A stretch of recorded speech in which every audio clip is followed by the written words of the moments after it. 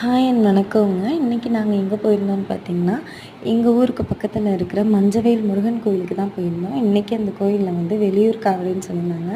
அதனால் போயிருந்தோம். வீட்டில் பௌர்ணமியாக சாமியெல்லாம் கும்பிட்டுட்டு பொறுமையாக போயிட்டு வந்தோம். சரியான கூட்டம், நிறைய காவடியெல்லாம் வந்துச்சு. வெளியூர் காவடிங்கிறதுனால எங்கள் ஊர் காவடியெல்லாம் நிறையா வந்துருந்துச்சு. ஒவ்வொரு காவடியாக நாங்கள் பார்த்துட்ருந்தோம். பட் ஆனால் என் மனசுக்குள்ளே ஒரு நெருடல் என்னன்னு கேட்டிங்கன்னா, நம்மலாம் சின்ன பிள்ளையா இருக்கும்போது காவடி பால் குடம்லாம் எடுத்தாங்கன்னா அவ்வளோ பக்தி பாடல்லாம் போடுவாங்க. பட் ஆனால் இப்போ ட்ரெண்டுக்கு ஏற்ற மாதிரி அந்த பசங்களோட ஜாலிக்கா ஸோ எதுக்குன்னு தெரில சினிமா பாட்டெல்லாம் போட்டுட்ருந்தாங்க.